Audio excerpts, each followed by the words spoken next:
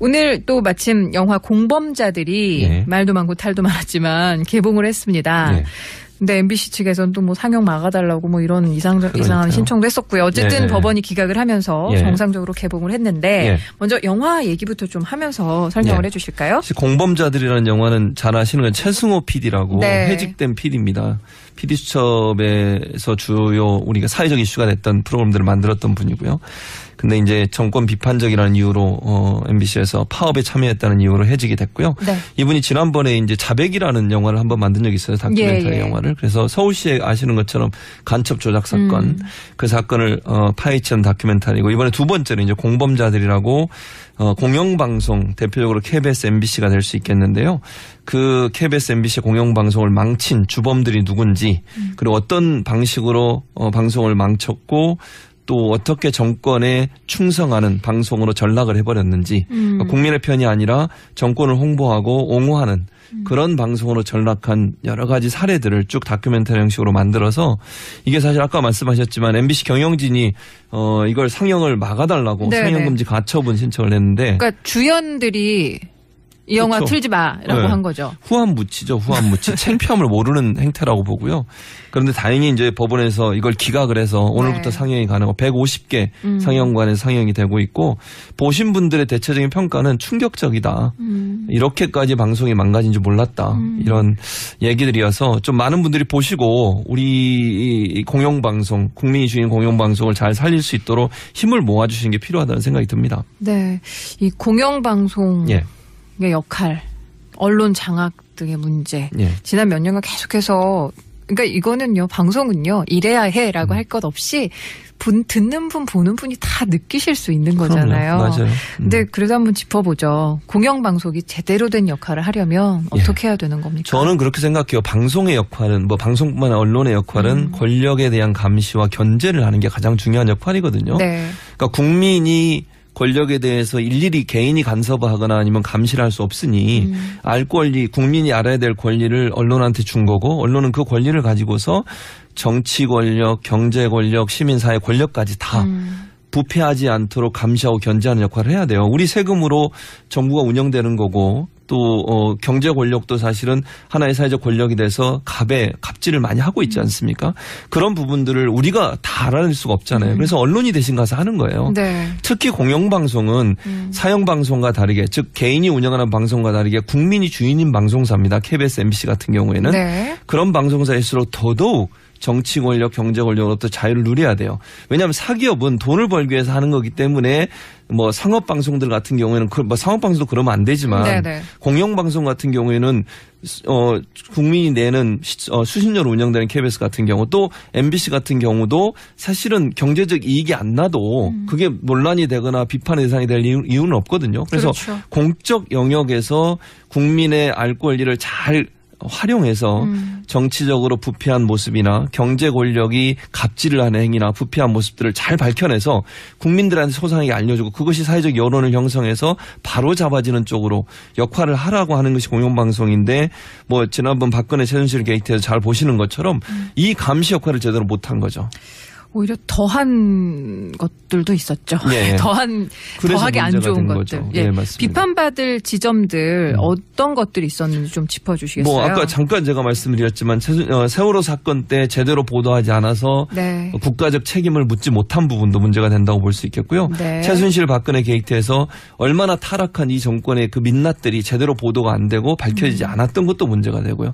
사실 모 방송사에서 태블릿 PC에 관련된 보도하기 전까지는 모 언론사들, 특히 종편이죠. 종편 같은 언론사들은 자료를 갖고 있음에도 불구하고 그걸 보도하지 않았어요. TV조선이죠. 그렇죠. 예, 얘기를 해도 되죠. TV조선.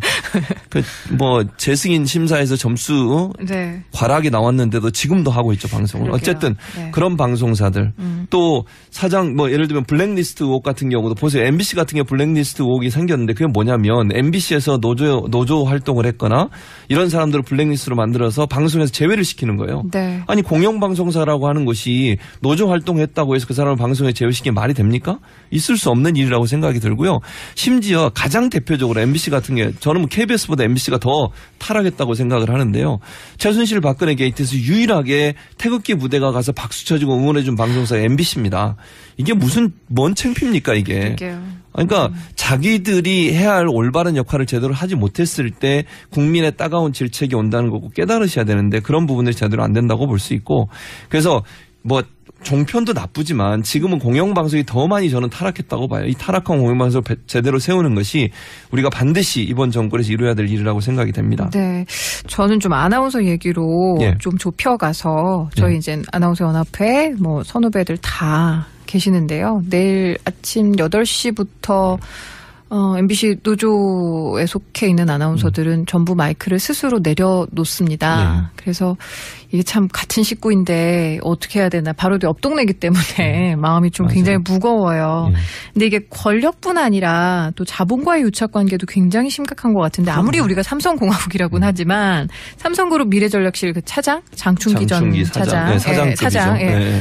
문자를 보고 거기에 연루된 언론사들 상당히 많아서 굉장히 충격적이었어요. 거의 뭐 대부분의 언론사들이라고 저는 생각을 해요. 문자에 나오지 않은 언론사들도 제가 볼 때는 있을 가능성이 있다고 저는 보는데 거기 보면요.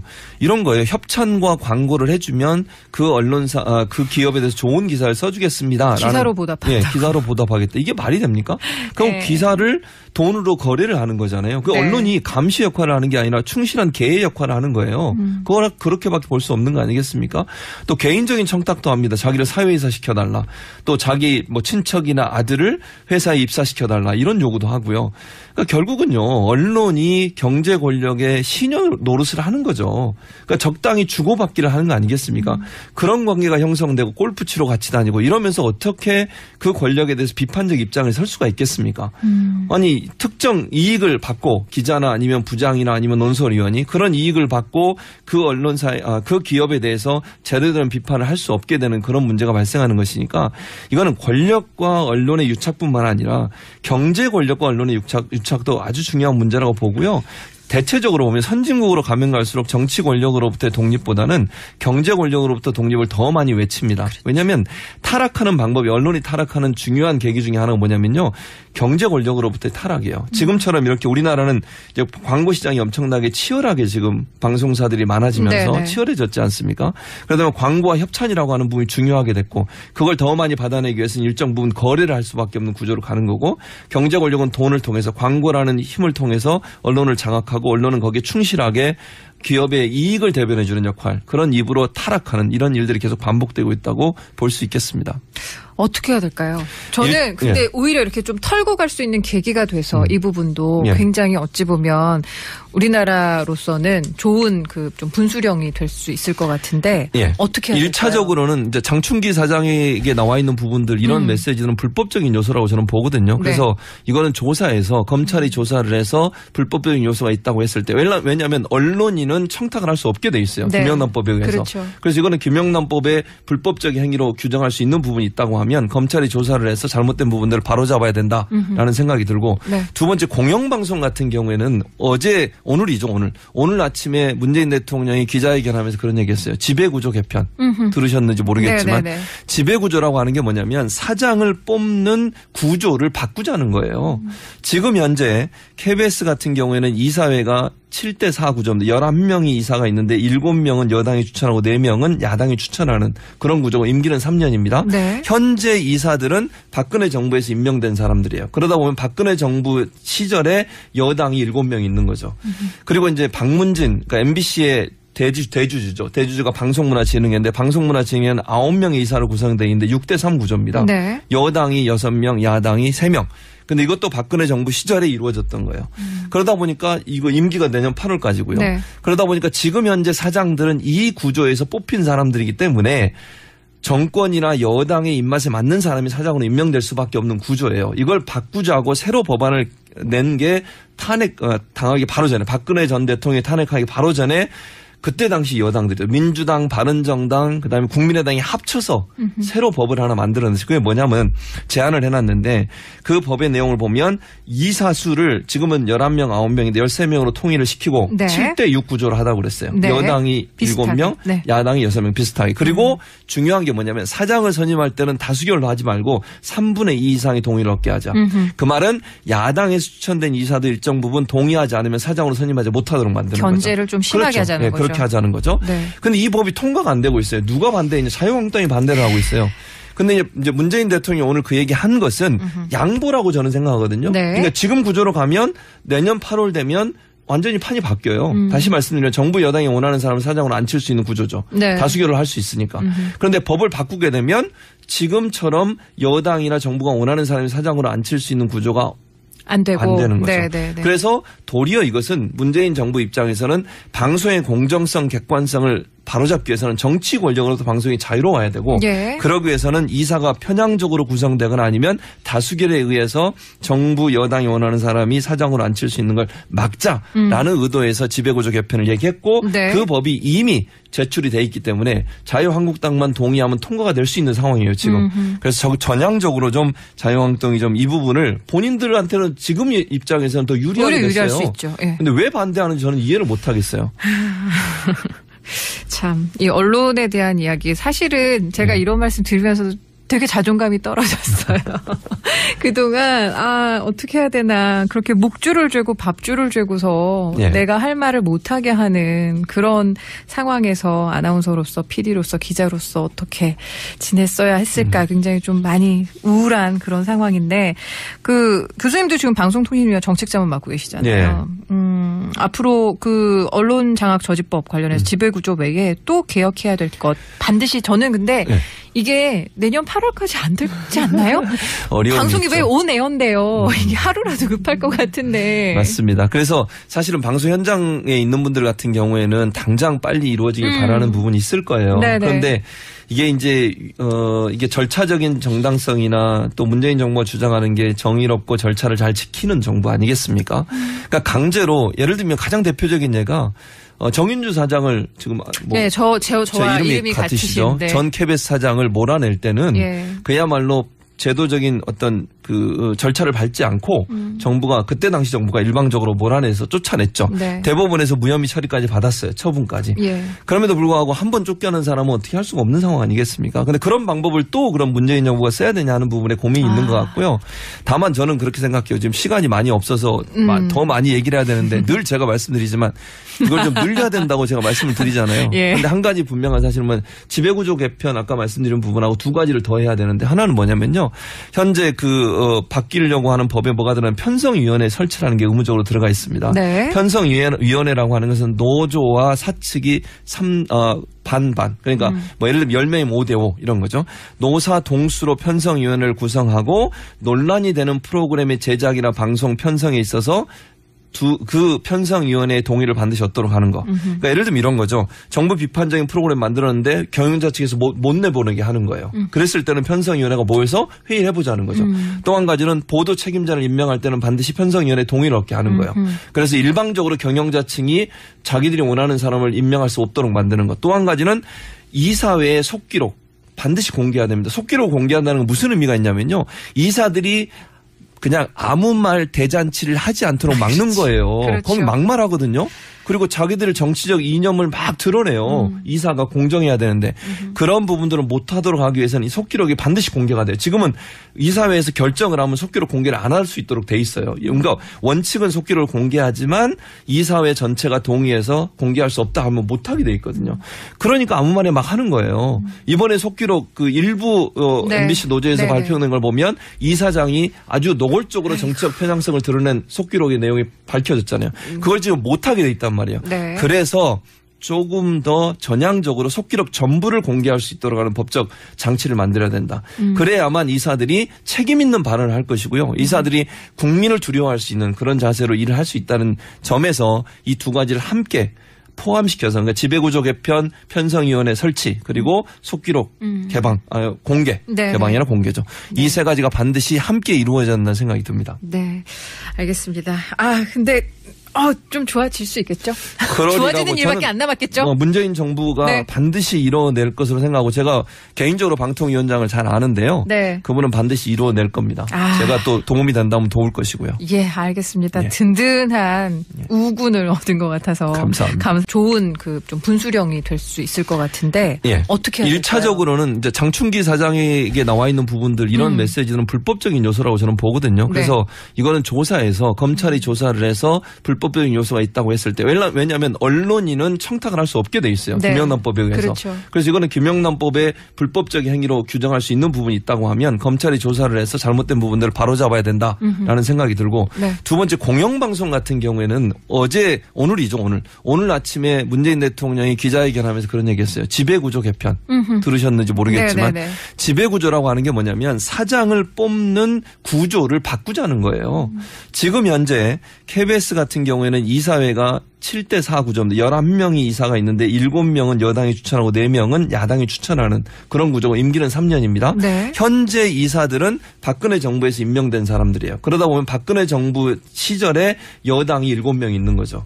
그리고 이제 박문진, 그러니까 MBC의 대주주죠. 대주주가 방송문화진흥회인데 방송문화진흥회는 9명의 이사로 구성되어 있는데 6대3 구조입니다. 네. 여당이 6명, 야당이 3명. 근데 이것도 박근혜 정부 시절에 이루어졌던 거예요. 그러다 보니까 이거 임기가 내년 8월까지고요. 네. 그러다 보니까 지금 현재 사장들은 이 구조에서 뽑힌 사람들이기 때문에 정권이나 여당의 입맛에 맞는 사람이 사장으로 임명될 수밖에 없는 구조예요. 이걸 바꾸자고 새로 법안을 낸 게 당하기 바로 전에 박근혜 전 대통령이 탄핵하기 바로 전에 그때 당시 여당들이 민주당, 바른정당, 그다음에 국민의당이 합쳐서 새로 법을 하나 만들었는데 그게 뭐냐면 제안을 해놨는데 그 법의 내용을 보면 이사수를 지금은 11명, 9명인데 13명으로 통일을 시키고 네. 7대6 구조로 하다고 그랬어요. 네. 여당이 비슷하게. 7명, 네. 야당이 6명 비슷하게. 그리고 중요한 게 뭐냐면 사장을 선임할 때는 다수결로 하지 말고 3분의 2 이상의 동의를 얻게 하자. 그 말은 야당에서 추천된 이사도 일정 부분 동의하지 않으면 사장으로 선임하지 못하도록 만드는 거죠. 견제를 좀 심하게 그렇죠. 하자는 거죠. 그렇게 하자는 거죠. 그런데 네. 이 법이 통과가 안 되고 있어요. 누가 반대했냐. 자유한국당이 반대를 하고 있어요. 근데 이제 문재인 대통령이 오늘 그 얘기 한 것은 양보라고 저는 생각하거든요. 네. 그러니까 지금 구조로 가면 내년 8월 되면 완전히 판이 바뀌어요. 다시 말씀드리면 정부 여당이 원하는 사람을 사장으로 앉힐 수 있는 구조죠. 네. 다수결을 할 수 있으니까. 그런데 법을 바꾸게 되면 지금처럼 여당이나 정부가 원하는 사람이 사장으로 앉힐 수 있는 구조가 안 되는 거죠. 네네네. 그래서 도리어 이것은 문재인 정부 입장에서는 방송의 공정성, 객관성을 바로잡기 위해서는 정치 권력으로부터 방송이 자유로워야 되고 예. 그러기 위해서는 이사가 편향적으로 구성되거나 아니면 그러니까 그런 부분들을 우리가 다 알아낼 수가 없잖아요. 그래서 언론이 대신 가서 하는 거예요. 네. 특히 공영방송은 사형방송과 다르게 즉 개인이 운영하는 방송과 다르게 국민이 주인인 방송사입니다. KBS, MBC 같은 경우에는 네. 그런 방송사일수록 더더욱 정치 권력, 경제 권력으로부터 자유를 누려야 돼요. 왜냐하면 사기업은 돈을 벌기 위해서 하는 거기 때문에 뭐 상업 방송들 같은 경우에는 뭐 상업 방송도 그러면 안 되지만 네네. 공영 방송 같은 경우에는 국민이 내는 수십 년 운영되는 KBS 같은 경우 또 MBC 같은 경우도 사실은 경제적 이익이 안 나도 그게 논란이 되거나 비판의 대상이 될 이유는 없거든요. 그래서 그렇죠. 공적 영역에서 국민의 알 권리를 잘 활용해서 정치적으로 부패한 모습이나 경제 권력이 갑질을 하는 행위나 부패한 모습들을 잘 밝혀내서 국민들한테 소상하게 알려주고 그것이 사회적 여론을 형성해서 바로 잡아지는 쪽으로 역할을 하라고 하는 것이 공영방송인데 뭐 지난번 박근혜 최순실 게이트에서 잘 보시는 것처럼 이 감시 역할을 제대로 못한 거죠. 오히려 더한 것들도 있었죠. 예. 더하게 안 좋은 것들. 예. 네, 비판받을 지점들 어떤 것들이 있었는지 좀 짚어주시겠어요? 뭐 아까 잠깐 제가 말씀드렸지만 세월호 사건 때 제대로 보도하지 않아서 네. 국가적 책임을 묻지 못한 부분도 문제가 된다고 볼 수 있겠고요. 네. 최순실 박근혜 게이트에서 얼마나 타락한 이 정권의 그 민낯들이 제대로 보도가 안 되고 밝혀지지 않았던 것도 문제가 되고요. 사실 모 방송사에서 태블릿 PC에 관련된 보도하기 전까지는 모 언론사들, 종편이죠. 종편 같은 언론사들은 자료를 갖고 있음에도 불구하고 그걸 보도하지 않았어요. TV조선이죠. 그렇죠. 예, 얘기를 해도 되죠. TV조선. 재승인 심사에서 점수 네. 과락이 나왔는데도 지금도 하고 있죠. 방송을. 그러게요. 어쨌든 네. 그런 방송사들. 또 사장 예를 들면 블랙리스트 의혹 같은 경우도 보세요. MBC 같은 경우 블랙리스트 의혹이 생겼는데 그게 뭐냐면 MBC에서 노조 활동을 했거나 이런 사람들을 블랙리스트로 만들어서 방송에서 제외를 시키는 거예요. 네. 아니 공영방송사라고 기자라고 하는 것이 노조 활동했다고 해서 그 사람을 방송에 제외시키는 게 말이 됩니까? 있을 수 없는 일이라고 생각이 들고요. 심지어 가장 대표적으로 MBC 같은 게 저는 뭐 KBS보다 MBC가 더 타락했다고 생각을 하는데요. 최순실 박근혜 게이트에서 유일하게 태극기 부대가 가서 박수 쳐주고 응원해준 방송사가 MBC입니다. 이게 뭔 창피입니까 이게. 그러니까 자기들이 해야 할 올바른 역할을 제대로 하지 못했을 때 국민의 따가운 질책이 온다는 거고 깨달으셔야 되는데 그런 부분들이 제대로 안 된다고 볼 수 있고 그래서 뭐 종편도 나쁘지만 지금은 공영방송이 더 많이 저는 타락했다고 봐요. 오늘 또 마침 영화 공범자들이 네. 말도 많고 탈도 많았지만 개봉을 했습니다. 네. 근데 MBC 측에서는 또 뭐 상영 막아달라고 뭐 이런 이상한 신청도 했었고요. 어쨌든 네. 법원이 기각을 하면서 네. 정상적으로 개봉을 했는데 네. 먼저 영화 얘기부터 좀 하면서 설명을 네. 해주실까요? 공범자들이라는 영화는 잘 아시는 건 최승호 PD라고 네. 해직된 PD입니다. PD 수첩에서 주요 우리가 사회적 이슈가 됐던 프로그램들을 만들었던 분이고요. 근데 이제 정권 비판적이라는 이유로 MBC에서 파업에 참여했다는 이유로 해직이 됐고요. 네. 이분이 지난번에 이제 자백이라는 영화를 한번 만든 적이 있어요. 다큐멘터리 영화를. 그래서 서울시에 아시는 것처럼 간첩 조작 사건 그 사건을 파헤치는 다큐멘터리고 이번에 두 번째로 이제 공범자들이라고 공영방송 대표적으로 KBS, MBC가 될 수 있겠는데요. 그 KBS, MBC 공영방송을 망친 주범들이 누군지 그리고 어떤 방식으로 방송을 망쳤고 또 어떻게 정권에 충성하는 방송으로 전락을 해버렸는지 그러니까 국민의 편이 아니라 정권을 홍보하고 옹호하는 그런 방송으로 전락한 여러 가지 사례들을 쭉 다큐멘터리 형식으로 만들어서 이게 사실 아까 말씀하셨지만 MBC 경영진이 이걸 상영을 막아달라고 네네. 상영금지 가처분 신청을 했는데 그러니까 주연들이 이 영화 그렇죠. 틀지 마라고 네. 한 거죠. 후한무치죠. 후한무치. 창피함을 모르는 행태라고 보고요. 그런데 다행히 이제 법원에서 이걸 기각을 해서 오늘부터 네. 상영이 가능하고 150개 상영관에서 상영이 되고 있고 보신 분들의 대체적인 평가는 충격적이다. 이렇게까지 방송이 망가진 줄 몰랐다. 이런 얘기들이어서 좀 많은 분들이 보시고 우리 공영방송, 국민이 주인 공영방송을 잘 살릴 수 있도록 힘을 모아주시는 게 필요하다는 생각이 듭니다. 네, 이 공영방송 예. 역할, 언론 장악 등의 문제. 예. 지난 몇 년간 계속해서 그러니까 이거는요. 방송은요. 이래야 해라고 할 것 없이 듣는 분 보는 분이 다 느끼실 수 있는 거잖아요. 맞아요. 근데 그래도 한번 짚어보죠. 공영방송이 제대로 된 역할을 하려면 어떻게 해야 되는 겁니까? 저는 그렇게 생각해요. 방송의 역할은 뭐 방송뿐만 아니라 언론의 역할은 권력에 대한 감시와 견제를 하는 게 가장 중요한 역할이거든요. 네. 그러니까 국민이 권력에 대해서 일일이 개인이 간섭하거나 아니면 감시를 할 수 없으니 알 권리, 국민이 알아야 될 권리를 언론한테 준 거고 언론은 그 권리를 가지고서 정치 권력, 경제 권력, 시민사회 권력까지 다 부패하지 않도록 감시하고 견제하는 역할을 해야 돼요. 우리 세금으로 정부가 운영되는 거고 또 경제 권력도 사실은 하나의 사회적 권력이 돼서 갑질을 많이 하고 있지 않습니까? 다수결에 의해서 정부 여당이 원하는 사람이 사장으로 앉힐 수 있는 걸 막자라는 의도에서 지배구조 개편을 얘기했고 네. 그 법이 이미 제출이 돼 있기 때문에 자유한국당만 동의하면 통과가 될 수 있는 상황이에요 지금. 그래서 전향적으로 좀 자유한국당이 좀 이 부분을 본인들한테는 지금 입장에서는 더 유리하게 됐어요. 유리할 수 있죠. 그런데 왜 반대하는지 저는 이해를 못 하겠어요. 참, 이 언론에 대한 이야기 사실은 제가 이런 말씀 드리면서도 되게 자존감이 떨어졌어요. 그동안 어떻게 해야 되나 그렇게 묵주를 죄고 밥주를 죄고서 예. 내가 할 말을 못하게 하는 그런 상황에서 아나운서로서 PD로서 기자로서 어떻게 지냈어야 했을까 굉장히 좀 많이 우울한 그런 상황인데 그 교수님도 지금 방송통신위원 정책자문 맡고 계시잖아요. 예. 앞으로 그 언론 장악 저지법 관련해서 지배구조 외에 또 개혁해야 될 것 반드시 저는 근데 예. 이게 내년 8월까지 안 되지 않나요?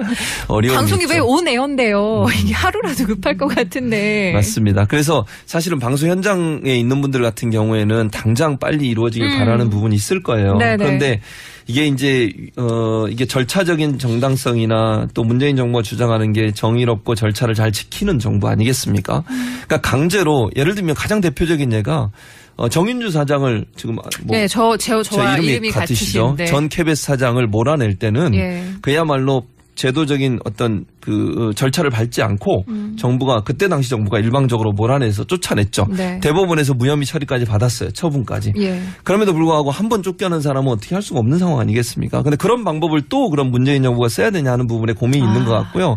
다만 저는 그렇게 생각해요. 지금 시간이 많이 없어서 더 많이 얘기를 해야 되는데 늘 제가 말씀드리지만 이걸 좀 늘려야 된다고 제가 말씀을 드리잖아요. 예. 근데 한 가지 분명한 사실은 지배구조 개편 아까 말씀드린 부분하고 두 가지를 더 해야 되는데 하나는 뭐냐면요. 현재 바뀌려고 하는 법에 뭐가 들어가는 편성위원회 설치라는 게 의무적으로 들어가 있습니다. 네. 편성위원회라고 하는 것은 노조와 사측이 반반. 그러니까 뭐 예를 들면 10명이 5대5 이런 거죠. 노사 동수로 편성위원회를 구성하고 논란이 되는 프로그램의 제작이나 방송 편성에 있어서 그 편성위원회의 동의를 반드시 얻도록 하는 거. 그러니까 예를 들면 이런 거죠. 정부 비판적인 프로그램 만들었는데 경영자 측에서 못 내보내게 하는 거예요. 그랬을 때는 편성위원회가 모여서 회의를 해보자는 거죠. 또 한 가지는 보도 책임자를 임명할 때는 반드시 편성위원회 동의를 얻게 하는 거예요. 그래서 일방적으로 경영자층이 자기들이 원하는 사람을 임명할 수 없다. 이 타락한 공영방송을 제대로 세우는 것이 우리가 반드시 이번 정권에서 이루어야 될 일이라고 생각이 됩니다. 네, 저는 좀 아나운서 얘기로 예. 좀 좁혀가서 저희 이제 아나운서 연합회 뭐 선후배들 다 계시는데요. 내일 아침 8시부터 MBC 노조에 속해 있는 아나운서들은 전부 마이크를 스스로 내려놓습니다. 네. 그래서 이게 참 같은 식구인데 어떻게 해야 되나. 바로 옆 동네이기 때문에 마음이 좀 맞아요. 굉장히 무거워요. 근데 이게 권력뿐 아니라 또 자본과의 유착관계도 굉장히 심각한 것 같은데 아무리 우리가 삼성공화국이라고는 하지만 삼성그룹 미래전략실 그 차장? 장충기 전 차장. 네, 사장. 네. 문자를 보고 네. 거기에 연루된 언론사들 상당히 많아서 굉장히 충격적이었어요. 거의 뭐 대부분의 언론사들이라고 저는 생각을 해요. 문자에 나오지 않은 언론사들도 제가 볼 때는 있을 가능성이 있다고 저는 보는데 네. 거기 보면요. 이런 거예요. 협찬과 광고를 해주면 그 언론사, 그 기업에 대해서 좋은 기사를 써주겠습니다. 기사로 보답한다. 네, 기사로 보답하겠다. 이게 말이 됩니까? 그럼 네. 기사를 돈으로 거래를 하는 거잖아요. 그 네. 언론이 감시 역할을 하는 게 아니라 충실한 개의 역할을 하는 거예요. 그걸 그렇게밖에 볼 수 없는 거 아니겠습니까? 또 개인적인 청탁도 합니다. 자기를 사회이사 시켜달라. 또 자기 뭐 친척이나 아들을 회사에 입사시켜달라. 이런 요구도 하고요. 그러니까 결국은요. 언론이 경제 권력의 신용 노릇을 하는 거죠. 그러니까 적당히 주고받기를 하는 거 아니겠습니까? 그런 관계가 형성되고 골프 치러 같이 다니고 이러면서 어떻게 그 권력에 대해서 비판적 입장을 설 수가 있겠습니까? 아니 특정 이익을 받고 기자나 아니면 부장이나 아니면 논설위원이 그런 이익을 받고 그 언론사에 그 기업에 대해서 제대로 된 비판을 할 수 없게 되는 그런 문제가 발생하는 것이니까 이거는 권력과 언론의 유착뿐만 아니라 경제 권력과 언론의 유착도 아주 중요한 문제라고 보고요. 대체적으로 보면 선진국으로 가면 갈수록 정치 권력으로부터의 독립보다는 경제 권력으로부터 독립을 더 많이 외칩니다. 왜냐하면 타락하는 방법이 언론이 타락하는 중요한 계기 중에 하나가 뭐냐면요. 경제 권력으로부터의 타락이에요. 지금처럼 이렇게 우리나라는 이제 광고 시장이 엄청나게 치열하게 지금 방송사들이 많아지면서 네네. 치열해졌지 않습니까? 그러다 보면 광고와 협찬이라고 하는 부분이 중요하게 됐고 그걸 더 많이 받아내기 위해서는 일정 부분 거래를 할 수밖에 없는 구조로 가는 거고 경제 권력은 돈을 통해서 광고라는 힘을 통해서 언론을 장악하고 언론은 거기에 충실하게 기업의 이익을 대변해 주는 역할 그런 입으로 타락하는 이런 일들이 계속 반복되고 있다고 볼 수 있겠습니다. 어떻게 해야 될까요? 저는 근데 오히려 이렇게 좀 털고 갈 수 있는 계기가 돼서 이 부분도 굉장히 어찌 보면 우리나라로서는